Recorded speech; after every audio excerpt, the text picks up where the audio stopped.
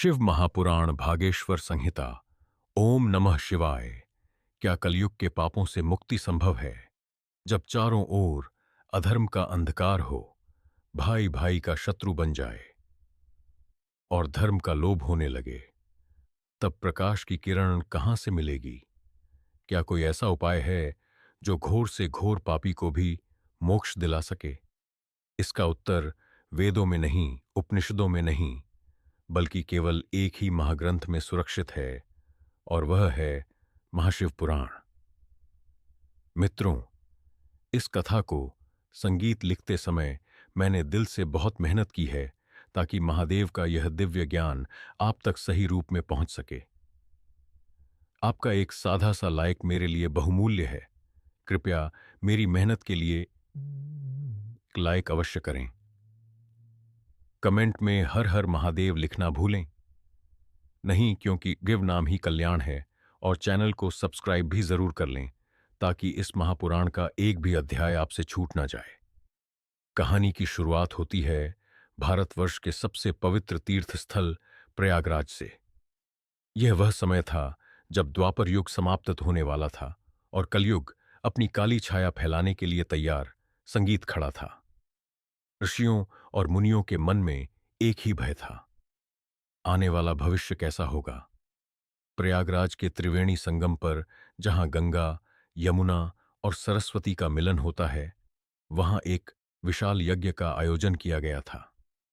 लेकिन यह कोई साधारण यज्ञ नहीं था। यहां एक दो नहीं, बल्कि 88,000 88,000 महर्षियों का समूह एकत्रित हुआ था। इन सभी ऋषियों के मुख पर तेज था, लेकिन आंखों में जगत के लिए चिंता थी। यज्ञ समाप्त होने के बाद सभी ऋषि अपने अपने आसनों पर विराजमान थे। तभी वहां एक दिव्य तेजस्वी महापुरुष का आगमन हुआ। यह कोई और नहीं, बल्कि व्यास जी के परम शिष्य और पुराणों के जाता सूत जी थे। सूत जी को आते देख समस्त ऋषिगण आदरपूर्वक खड़े हो गए। ऋषियों ने उनका स्वागत किया, अर्घ्य दिया और उन्हें सबसे ऊंचे और श्रेष्ठ आसन पर बिठाया। जब सूत जी शांतित होकर बैठ गए, तब ऋषियों के प्रधान परम ज्ञानी शौनक जी ने हाथ जोड़कर एक प्रश्न पूछा। शौनक जी, हे महाभाग सूत जी, आप ज्ञान के सागर हैं। आपने व्यास जी के मुख से समस्त पुराणों और शास्त्रों का सार पिया है। आप भूत, भविष्य और वर्तमान के ज्ञाता हैं, इसलिए हमारे मन में जो भय है उसका निवारण करें। सूत जी ने शांत भाव से शौनक जी की ओर देखा और मुस्कुराए। शौनक जी आगे कहते हैं, हे सूत जी, घोर कलयुग निकट आ रहा है। इस युग में मनुष्य धर्म से विमुख हो जाएगा। संगीत, लोग सत्कर्म छोड़ देंगे, दुराचार बढ़ जाएगा, लेचड्रा बढ़ जाएगा। जो जीव संगीत कलयुग में जन्म लेंगे वे आसुरी वृत्ति के होंगे। वे ना वेदों को मानेंगे, न तप करेंगे। ऐसे पापी और भटके हुए जीवों को मोक्ष कैसे मिलेगा? वह कौन सा सबसे सुलभ, सबसे छोटा और सबसे प्रभावशाली उपाय है जिससे कलयुग के मनुष्य का भी कल्याण हो सके? संगीत, हमें कोई ऐसी शाश्वत कथा सुनाइए जो कानों को सुख दे और आत्मा को शुद्ध कर दे। शौनक जी का यह प्रश्न केवल उनका नहीं था, बल्कि पूरी मानवता के लिए एक पुकार थी। 88,000 ऋषियों की नजरें सूत जी पर टिकी थीं। वातावरण एकदम शांत हो गया, हवाएं थम गईं। सूत जी, संगीत गंभीर और तेजस्वी स्वर में, हे मुनिवरों, साधु साधु, आपने जगत के कल्याण के लिए बहुत ही उत्तम प्रश्न किया है।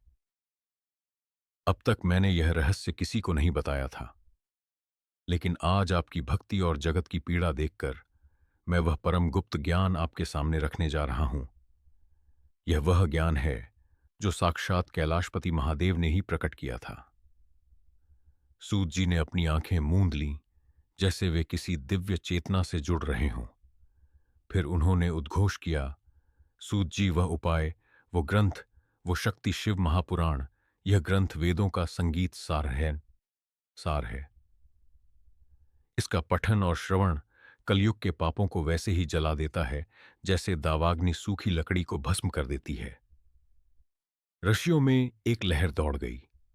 संगीत, सूत जी ने आगे बताया कि मूल रूप में इस पुराण की रचना स्वयं भगवान शिव ने की थी, जिसमें 100 करोड़ श्लोक थे। बाद में कलयुग के मनुष्यों की अल्प आयु और कम बुद्धि को देखते हुए भगवान वेदव्यास ने इसे संक्षिप्त किया और 24,000 श्लोकों में बांध दिया।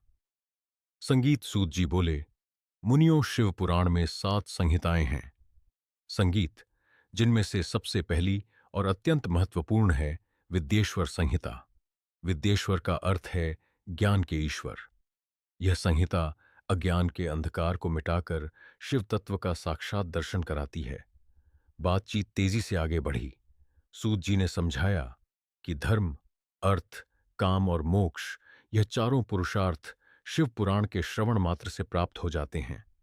सत्य है, कलयुग बड़ा क्रूर होगा, लेकिन तुम महादेव की करुणा को नहीं जानते। शिव यह शब्द केवल नाम नहीं है मुनिवर, यह एक मंत्र है, एक कवच है, एक भरोसा है। कल्पना कीजिए उस दृश्य की। नैमिषारण्य के घने वनों में पवित्र अग्नि के समक्ष संगीत बैठे सूत जी की आंखों में आंसू थे। उन्होंने कहा, जब कोई अभागा जीव, जिसने जीवन भर केवल पाप किए हो, जिसने कभी धर्म का मार्ग न देखा हो, मृत्यु के समय यदि उसके मुख से अनजाने में भी भूलवश भी शिव निकल जाए, तो यमराज के दूत भी उसके पास आने से थरथर कांपते हैं। यमराज अपने दूतों को आदेश देते हैं, जाओ उस आत्मा को छोड़ दो जिसके मस्तक पर त्रिपुण है, जिसके गले में रुद्राक्ष है, या जिसकी झवा पर शंकर का नाम है। वह मेरा नहीं, वो तो महाकाल का है। उस क्षण वहां बैठे 88,000 ऋषियों को ऐसा प्रतीत हुआ मानो साक्षात महादेव ने उन्हें अपनी बाहों में भर लिया हो। कलयुग का सारा भय कपूर की तरह उड़ गया। एक दिव्य शांति, एक अभय का भाव सबके हृदयों में उतर संगीत गया। उन्हें विश्वास हो गया कि जब तक महादेव, तब तक इस जगत का कोई अनिष्ट नहीं कर सकता। शिव का नाम ही कलयुग की औषधि है। इस भावनात्मक क्षण के बाद जिज्ञासा और बढ़ गई। ऋषियों का भय तो दूर हो गया था, लेकिन अब उनके मन में शिव के स्वरूप को जानने की तीव्र इच्छा जाग उठी थी। शौनक जी ने पुनः प्रश्न किया, हे सूत जी, आपने शिव नाम की महिमा तो बताई, लेकिन एक शंका हमारे मन में सदैव रहती है। इस संसार में सभी देवताओं की पूजा मूर्ति प्रतीक के रूप में होती है। हम भगवान विष्णु, माता दुर्गा और श्री राम की मूर्तियां पूजते हैं, परंतु केवल भगवान शिव ही ऐसे क्यों हैं? संगीत, जिनकी पूजा लिंग और मूर्ति दोनों रूपों में की जाती है। आखिर यह शिवलिंग क्या है? इसकी उत्पत्ति कैसे हुई? और सबसे पहले इसकी पूजा किसने की? यह प्रश्न सुनते ही सूत जी का चेहरा एक अद्भुत रहस्यमय मुस्कान से खिल उठा। यह वह प्रश्न था जिसका उत्तर सृष्टि के आरंभ से जुड़ा था। सूत जी बोले, ऋषियों, तुम धन्य हो। संगीत, तुमने वह प्रश्न पूछा है जो स्वयं ब्रह्मत्व और विष्णुत्व के अभिमान को चकनाचूर करने वाला है। शिवलिंग के प्रकट होने की कथा अत्यंत विलक्षण, रौद्र और रोमांचक है। संगीत, यह कथा उस समय की है जब ना धरती थी, ना तारे थे और ना ही यह ब्रह्मांड था। केवल अंधकार और जल था।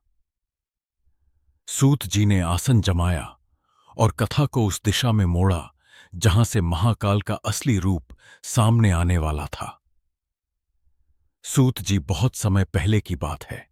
संगीत, एक बार भगवान विष्णु अपनी शेष शैया पर योग निद्रा में लीन थे।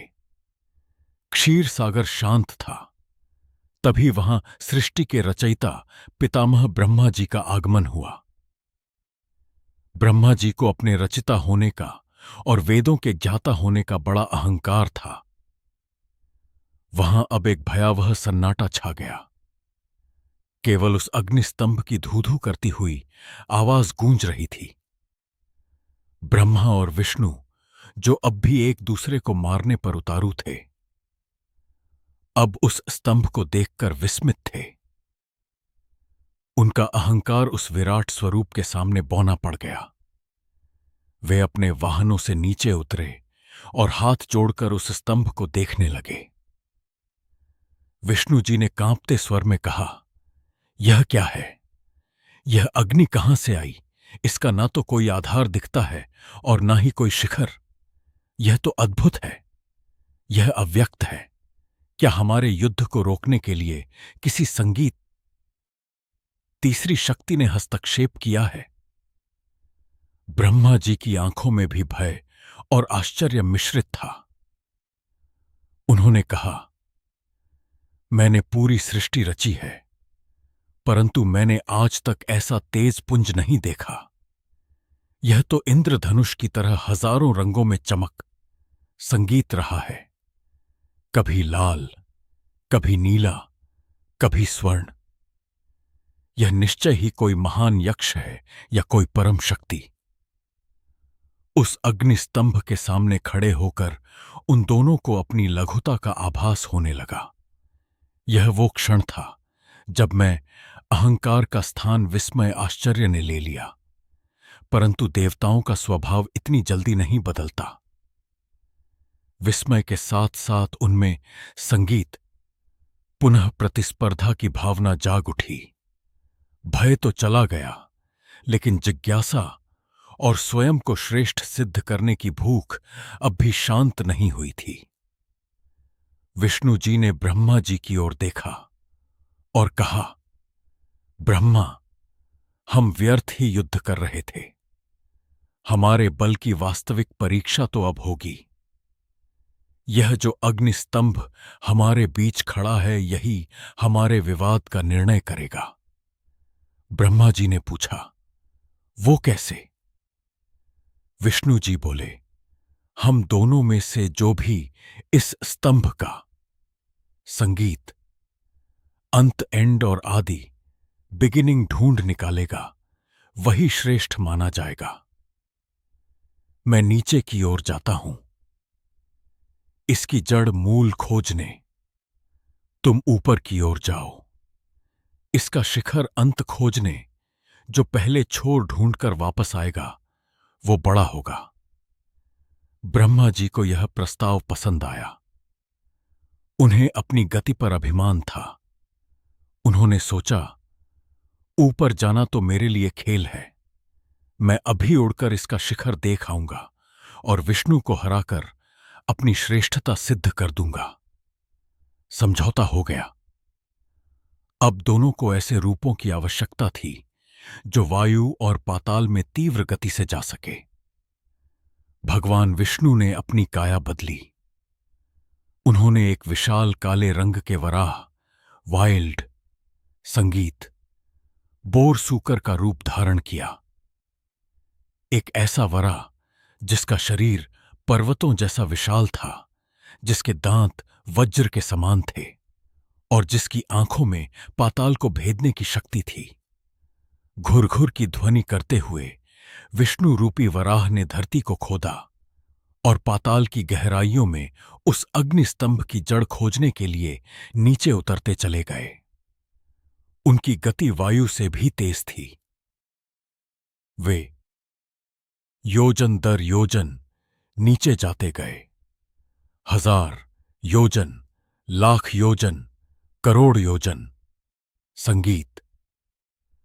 दूसरी ओर ब्रह्मा जी ने एक विशाल हंस स्वान का रूप, संगीत, धारण किया। वो हंस जिसका रंग दूध जैसा श्वेत था और जिसके पंखों में वायु का वेग था। ब्रह्मा जी ने उड़ान भरी। वे तेजी से ऊपर की ओर उड़े, बादलों को चीरते हुए, नक्षत्रों को पीछे छोड़ते हुए वे उस अग्निस्तंभ के शिखर की तलाश में ऊपर बढ़ते गए। प्रतियोगिता शुरू हो चुकी थी। समय बीतता गया।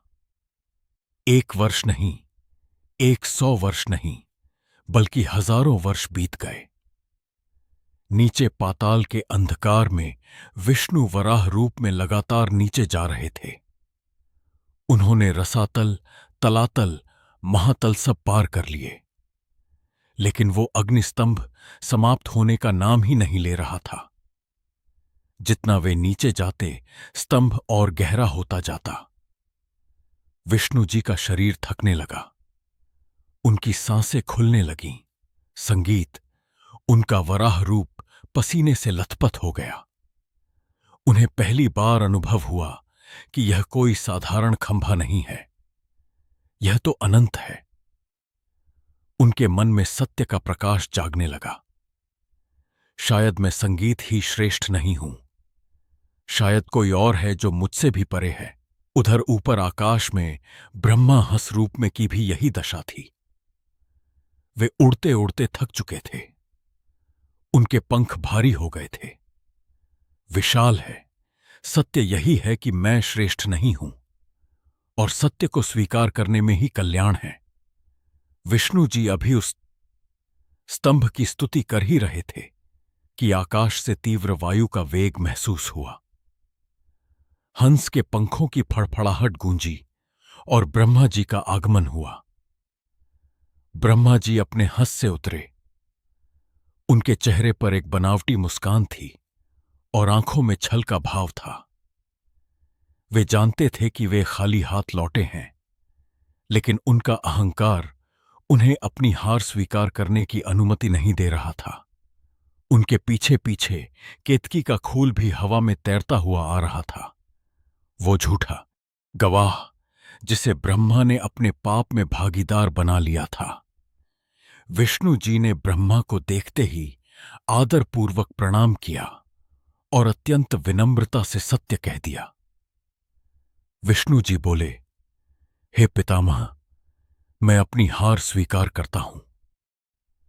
मैं पाताल की बोला बोला, तुमने अपनी सीमा स्वीकार की, इसलिए आज से तुम मेरे समान ही पूजनीय होगे। मैं तुम्हें अपनी समानता का वरदान देता हूं। फिर शिवजी की दृष्टि ब्रह्मा पर पड़ी। उनकी मुस्कान लुप्त हो गई। उनकी तीसरी आंख में क्रोध की लालिमा झलकने लगी। शिवजी ने कठोर स्वर में कहा, ब्रह्मा, तुम रचिता होकर भी मिथ्यावादी झूठे निकले। तुमने न केवल झूठ बोला, बल्कि एक निर्जीव पुष्प को भी अपने पाप में भागीदार बनाया।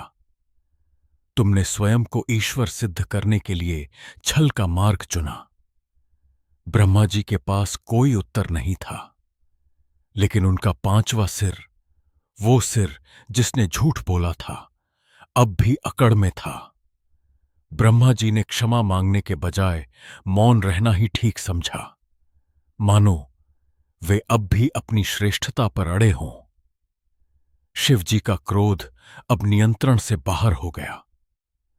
उन्होंने कहा, दंड, इस अपराध का दंड आवश्यक है ताकि भविष्य में कोई भी देवता या मनुष्य झूठ बोलकर श्रेष्ठ बनने का प्रयास न करें। शिवजी ने अपनी भ्रिकुटी आईब्रोस को टेढ़ा किया। उनके क्रोध से संगीत, उनकी भ्रिकुटी के मध्य से एक भयंकर पुरुष प्रकट हुआ। वह साक्षात मृत्यु का दूसरा रूप था। काला शरीर, लाल आंखें, हाथों में तलवार और मुख से आग निकलती लिंग स्तंभ रूप में प्रकट हुए। और फिर मूर्ति सदेह रूप में भी तो हमें उनकी पूजा कैसे करनी चाहिए? और शिवलिंग का वास्तविक अर्थ क्या है? यह केवल पत्थर है या कुछ और? सूत जी ने कहा, ऋषियों, यह प्रश्न मोक्ष का द्वार खोलने वाला है। जब ब्रह्मा और विष्णु ने क्षमा मांगी और शिव जी की स्तुति की, तब भगवान शिव ने स्वयं अपने मुख से शिवलिंग का रहस्य समझाया था। उन्होंने बताया कि क्यों वे निराकार भी हैं और साकार भी, और उन्होंने पूजा की वह विधि बताई जिसे यदि एक बालक भी करें तो उसे मृत्यु का भय नहीं रहता। सूत जी आगे बोले, उस दिन संगीत, उस युद्ध भूमि पर शिव जी ने वेदों का सार प्रणव मंत्र का अर्थ समझाया। उन्होंने बताया कि कैसे ओमा और नाद यह सब उनके ही स्वरूप है। यह ज्ञान इतना गहरा है कि इसे सुनने मात्र से जीव के जन्म जन्मांतर के बंधन कट जाते हैं।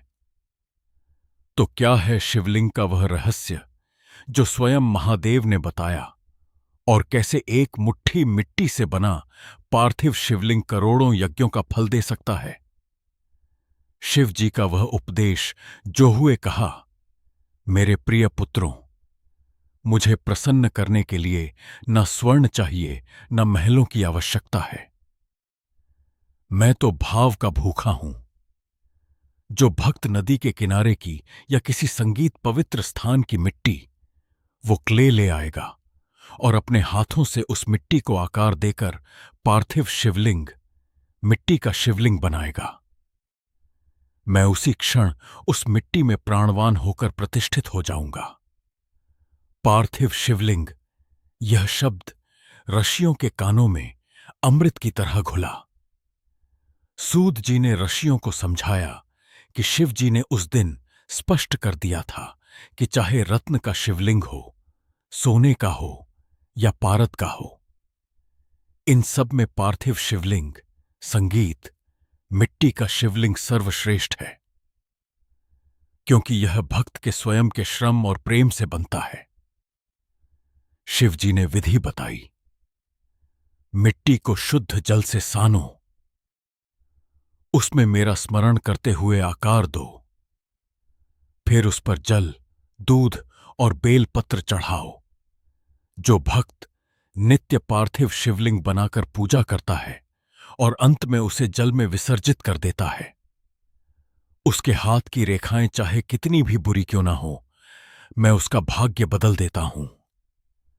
कल्पना कीजिए उस दृश्य की जो सूत जी ने ऋषियों के सामने खींचा।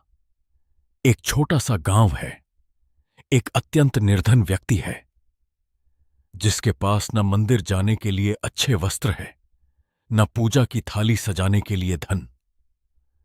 समाज ने उसे ठुकरा दिया है, दुखों ने उसे घेर रखा है।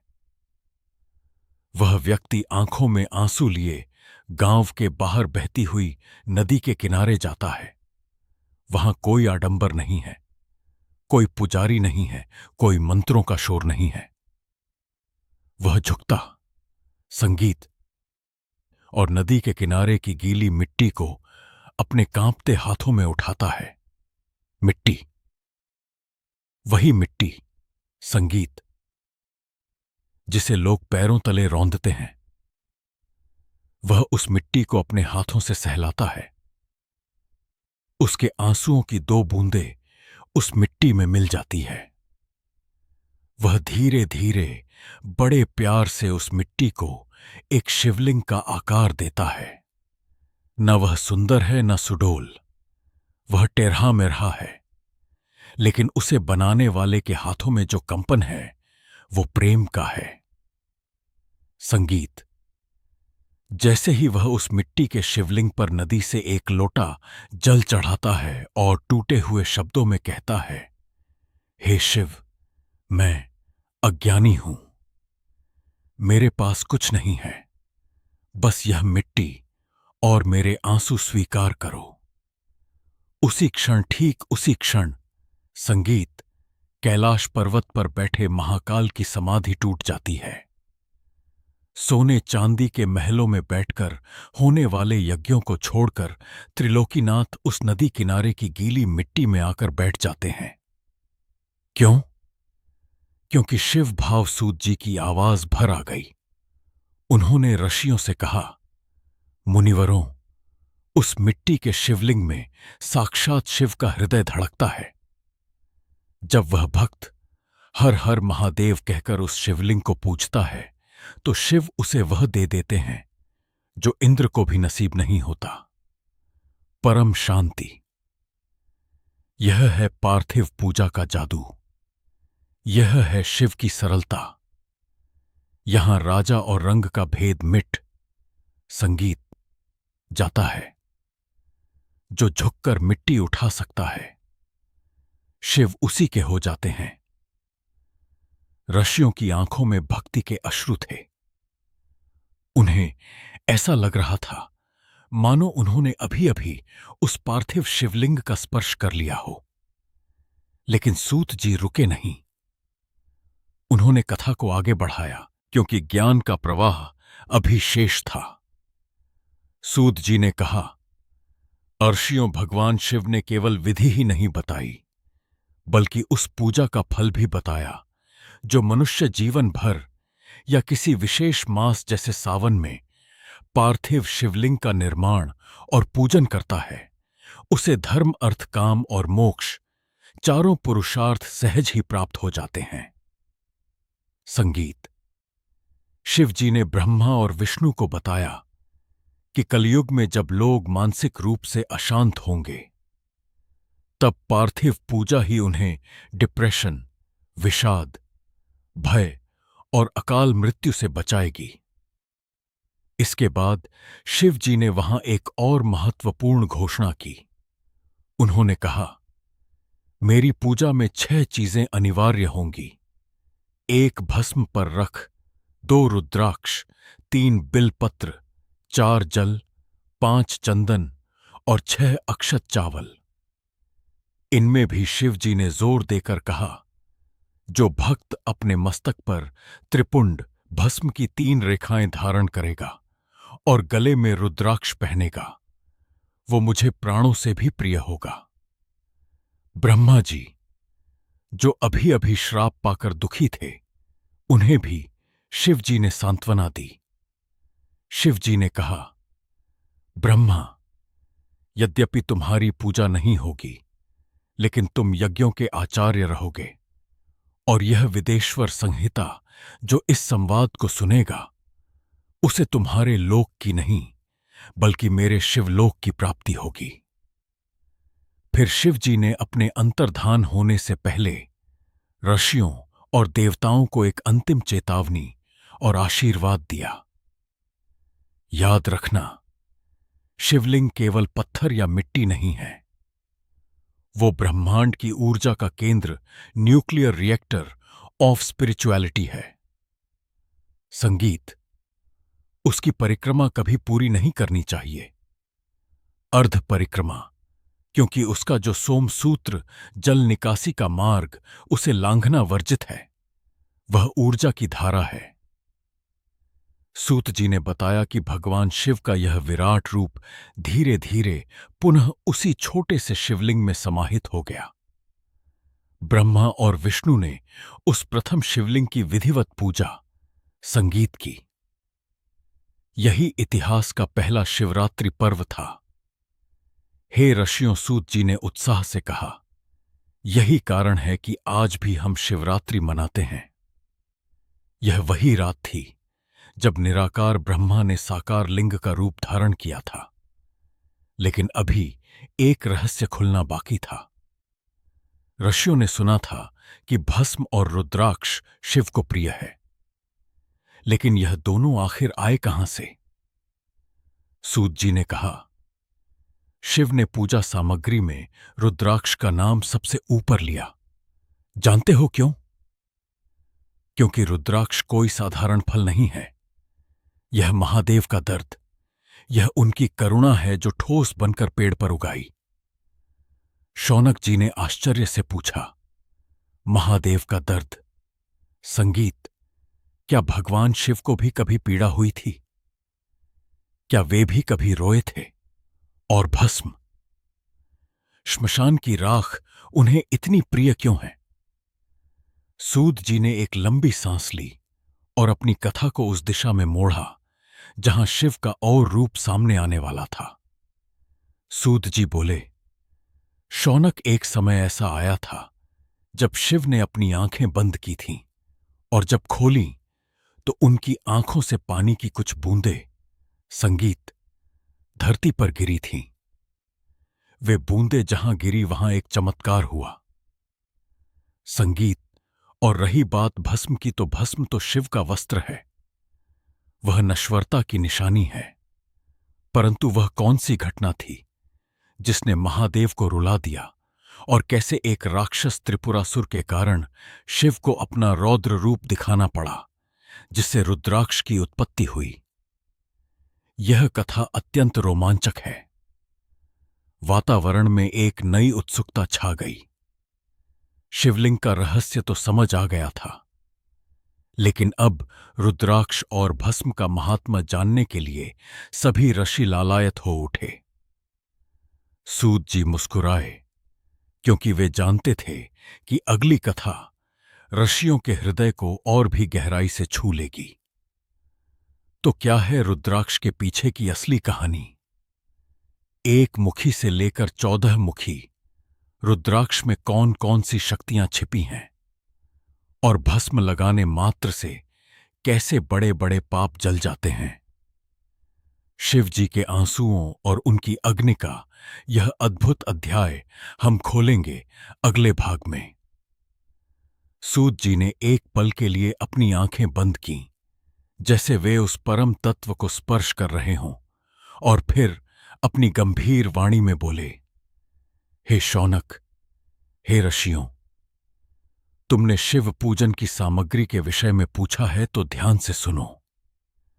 महादेव ने सृष्टि को 2 ऐसी अमूल्य वस्तुएं दी हैं जो भोग और मोक्ष दोनों प्रदान करने वाली हैं। इनमें पहली है भस्म विभूति, संगीत, और दूसरी है रुद्राक्ष। ऋषियों ने पूछा, प्रभु, भस्म तो राख है जो जलने के बाद शेष रह जाती है, यह अपवित्र मानी जाती है। फिर महादेव को यह इतनी प्रिय संगीत क्यों है, और इसे धारण करने का विधान क्या है? देखकर द्रवित हो गया। सूत जी की आंखें भी नम हो गईं। वे बोले, ऋषियों, महादेव की उस अधखुली आंखों से टप टप करके जल की कुछ गर्म बूंदें धरती पर गिरी। साधारण आंसू नहीं थे, वे साक्षात शिव का प्रेम थे जो द्रव्य बनकर बह निकले थे। वे बूंदें जहां जहां धरती पर गिरी, गौर देश में, मथुरा में, अयोध्या में, काशी में, संगीत लंका में, वहां वहां चमत्कार हुआ। धरती ने उन आंसुओं को सोखा नहीं, बल्कि उन्हें बीज बना दिया, और देखते ही देखते उन स्थानों पर दिव्य वृक्ष उगाए। उन्हीं वृक्षों, संगीत को रुद्राक्ष, रुद्र प्लस अक्ष शिव की आंख कहा गया। सूत जी ने ऋषियों की ओर देखकर कहा, इसलिए हे मुनियों, रुद्राक्ष को कभी साधारण लकड़ी का मन का मत समझना। जब तुम रुद्राक्ष पहनते हो तो तुम किसी भूषण को नहीं, बल्कि महादेव के उस प्रेम को, उनकी उस करुणा को अपने गले से लगाते हो। रुद्राक्ष पहनने का अर्थ है शिव को वचन देना कि हे पिता, मैं आपकी संतान हूं, आप मेरे साथ हैं। जिसे स्वयं शिव ने अपने आंसुओं से सींचा हो, उसका अनिष्ट काल भी कैसे कर सकता है? उस क्षण नैमिषारण्य में बैठे हर ऋषि को ऐसा लगा मानो वे स्वयं उस रुद्राक्ष वृक्ष के नीचे बैठे हैं। यह भाव इतना प्रबल था कि कई ऋषियों के आंखों से स्वतः अश्रु बह निकले। भक्ति की पराकाष्ठा थी, वह माहौल भावुक था, लेकिन ज्ञान की पिपासा अभी बाकी थी। सूत जी ने पुनः कथा की गति बढ़ाई। उन्होंने बताया कि रुद्राक्ष केवल एक प्रकार का नहीं होता, बल्कि भेद के अनुसार यह 4 प्रकार का श्वेत, संगीत, रक्त, पीत, कृष्ण और मुख के अनुसार 14 प्रकार का होता है। सूत जी बोले, ध्यान से सुनो। ऋषियों, किस रुद्राक्ष में कौन से देवता का वास है और उसे पहनने से क्या फल मिलता? संगीत, यह विद्येश्वर संहिता का सार है। सूत जी ने एक एक करके रुद्राक्षों का वर्णन शुरू किया। एक मुखी रुद्राक्ष, एक मुखी, यह साक्षात शिव का स्वरूप है। यह अत्यंत दुर्लभ है। यह भोग और मोक्ष दोनों देने वाला है। जहां एक मुखी रुद्राक्ष की पूजा होती है, वहां लक्ष्मी सदैव वास करती है। जो इसे धारण करता है वह स्वयं शिव हो जाता है। उसे ब्रह्म हत्या जैसा पाप भी नहीं लगता। दो मुखी रुद्राक्ष, दो मुखी संगीत, यह अर्धनश्वर शिव और शक्ति का रूप है। इसे धारण करने से दांपत्य जीवन सुखी होता है और मन की चंचलता समाप्त होती है। तीन मुखी रुद्राक्ष, तीन मुखी, यह अग्निदेव का स्वरूप है। जैसे अग्नि सब कुछ जला देती है, वैसे ही ये रुद्राक्ष मनुष्य के आलस्य और हीन भावना को जला देता है। विद्या प्राप्ति के लिए यह सर्वोत्तम है। चार मुखी रुद्राक्ष, चार मुखी, यह स्वयं ब्रह्मा का रूप है। इसे धारण करने से मनुष्य की सृजन शक्ति बढ़ती है। नरहत्या का पाप भी इसके दर्शन मात्र से मिट जाता है। पंचमुखी रुद्राक्ष, पांच मुखी, यह सबसे सुलभ और अत्यंत प्रभावशाली है। यह कालाग्नि रुद्र का स्वरूप है। सूत जी ने जोर देकर कहा, हे ऋषियों, कलयुग में मनुष्य खानपान में अशुद्ध होगा। वह अभक्ष न खाने, संगीत योग्य खाएगा। पंचमुखी रुद्राक्ष उन सभी पापों को नष्ट कर देता है जो अशुद्ध भोजन या बुरे विचारों से होते हैं। हर मनुष्य को इसे अवश्य पहनना चाहिए। छह मुखी रुद्राक्ष, छह मुखी, यह भगवान कार्तिकेय का रूप है। इसे दाहिनी भुजा में संगीत धारण करने से ब्रह्म हत्या जैसे महापाप धूल जाते हैं और व्यक्ति वीर और तेजस्वी बनता है। सात मुखी रुद्राक्ष, सात मुखी, यह अनंग कामदेव का स्वरूप है। दरिद्र व्यक्ति भी यदि इसे धारण करें तो वह राजा के समान धनवान हो जाता है। आठ मुखी रुद्राक्ष, आठ मुखी, यह अष्टमूर्ति भैरव का स्वरूप है। इसे पहनने वाले को अकाल मृत्यु का भय नहीं रहता और उसे पूर्ण आयु प्राप्त होती है। संगीत, नौमुखी रुद्राक्ष, नौमुखी, यह कपिल मुनि और नवदुर्गा का स्वरूप है। इसे बाई भुजा में धारण करने वाला व्यक्ति देवी की कृपा प्राप्त करता है और सर्वशक्तिमान हो जाता है। दस मुखी रुद्राक्ष, दस मुखी, यह साक्षात भगवान विष्णु का स्वरूप है। इसे धारण करने से भूत, प्रेत, पिशाच, ब्रह्म राक्षस और डाकिनी शाकिनी का भय समाप्त हो जाता है। यह रक्षा कवच है। संगीत, 11 मुखी रुद्राक्ष, 11 मुखी, यह रुद्र हनुमान जी का स्वरूप है। जो इसे शिखा, चोटी में या गले में धारण करता है, उसे हजारों वाजपेय यज्ञों का फल एक क्षण में मिल जाता है। उसे हर युद्ध में विजय मिलती है। 12 मुखी रुद्राक्ष, 12 मुखी, यह सूर्य देव का स्वरूप है। इसे धारण करने से तेज बढ़ता है और असाध्य रोग नष्ट होते हैं। 13 मुखी रुद्राक्ष, 13 मुखी, यह विश्वदेव का स्वरूप है। इसे पहनने से व्यक्ति सर्वगुण संपन्न बनता है और उसे सौभाग्य की प्राप्ति होती है। 14 मुखी रुद्राक्ष, 14 मुखी, संगीत, यह अत्यंत दुर्लभ है। यह साक्षात भगवान शिव के तीसरे नेत्र से प्रकट हुआ है। इसे धारण करने वाला व्यक्ति शिव समान हो जाता है। यह समस्त रोगों और पापों का नाशक है। सूत जी ने विवरण समाप्त करते हुए कहा, हे मुनियों, रुद्राक्ष छोटा हो या बड़ा आंवले के आकार का, वो फलदायी ही संगीत होता है। लेकिन खंडित, टूटा हुआ या कीड़े का खाया हुआ रुद्राक्ष नहीं पहनना चाहिए। और सबसे बड़ी बात, रुद्राक्ष धारण करने वाले को मदिरा, मांस और अधर्म का त्याग करना चाहिए। तभी महादेव संगीत की कृपा उस पर फलित होती है। जो मनुष्य अपने गले में 108 दानों की माला, सिर पर त्रिपुंड और मुख में नमः शिवाय का जाप रखता है, उसे देखकर तो यमराज भी रास्ता बदल लेते हैं। यमदूत आपस में कहते हैं, अरे इसके पास मत जाना, यह तो महाकाल की संपत्ति है।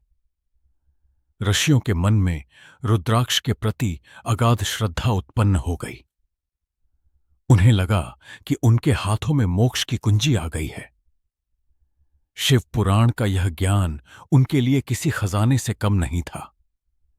लेकिन विदेश्वर संहिता अभी समाप्त नहीं हुई थी।